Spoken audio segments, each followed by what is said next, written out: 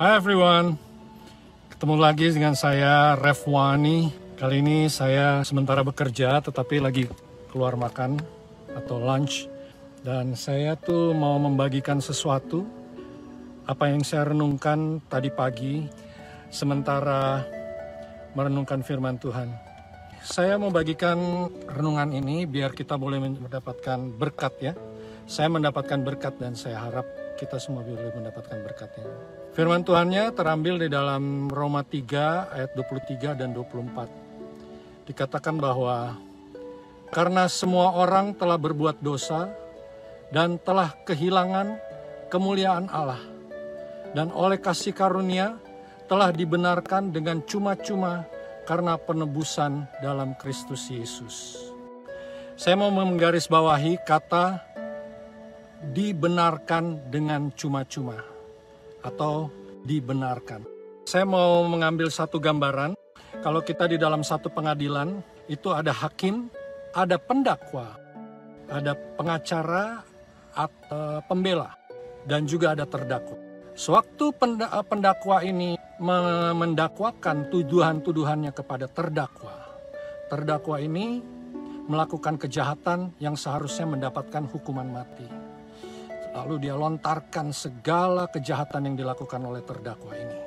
Sewaktu selesai pendakwa ini mendakwakan dakwaannya kepada terdakwa, lalu saatnya hakim berkata, coba pembela, apa yang kau akan bela di sini? Lalu pembelanya mengatakan demikian, saya akan menggantikan posisinya yang seharusnya dihukum mati.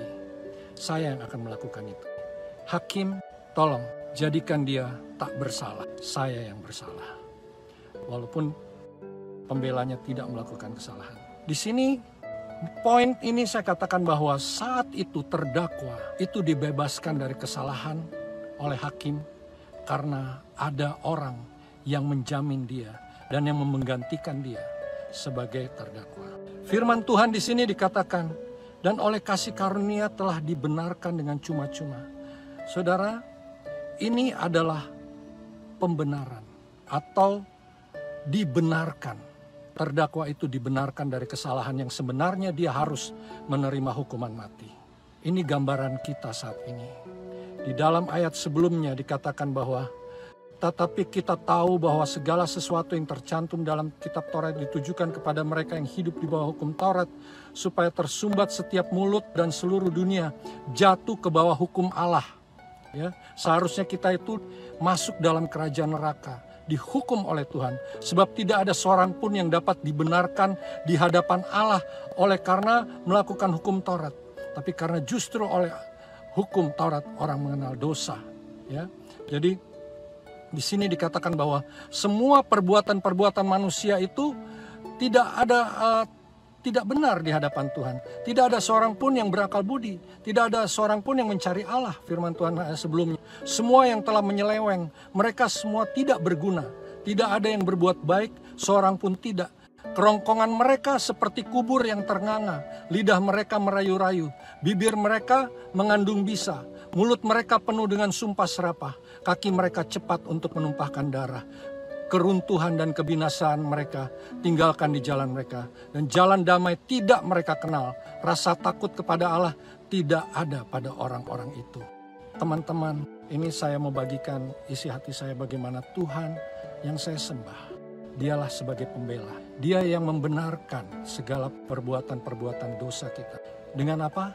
Dengan dia mengorbankan dirinya di atas kayu salib untuk kita dapat diselamatkan. Untuk kita dapat hidup bersama-sama dengan Tuhan. Yang sebenarnya habitat kita adalah di dalam kerajaan surga. Bukan di dalam kerajaan neraka. Dia mau setiap orang itu masuk di dalam kerajaan surga. Sebab itu teman-teman, buka hati kita saat ini. Renungkan firman Tuhan ini bahwa dikatakan, karena semua orang telah berbuat dosa dan telah kehilangan kemuliaan Allah.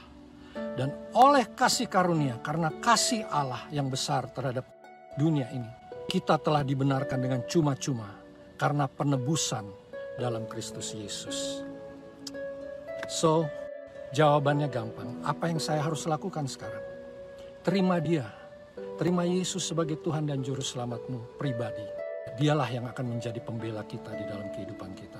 Saya akan berdoa singkat buat saudara-saudara yang mau membuka hati. Dan saya percaya dengan doa ini, saudara akan beralih dari dunia yang penuh kegelapan menuju kepada terang atau menuju kepada surga.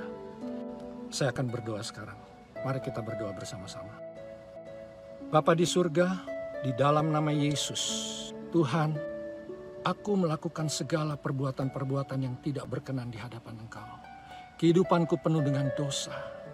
Tuhan, ampunilah dosaku Tuhan. Masuklah dalam kehidupanku. Aku mengundang Engkau sebagai Tuhan dan Juru Selamatku yang mengubah kehidupanku. Sehingga aku mendapatkan pengharapan masuk di dalam kerajaan surga yang kekal. Terima kasih Bapa, pulihkanlah hidupku. Dan aku tahu Engkau yang sanggup melakukannya. Di dalam nama Yesus Kristus aku berdoa. Amin. Saya percaya dengan doa yang singkat itu akan mengalihkan kita dari kerajaan gelap menuju terangnya yang ajaib. Puji Tuhan, inilah yang saya bisa bagikan renungan pada saat ini. Kalau saudara mau komentar atau saudara mau meminta doa atau apa saja, silahkan. Saya feel free. Dan ya sekali lagi, nama saya Rev Wani. Tuhan memberkati kita semua.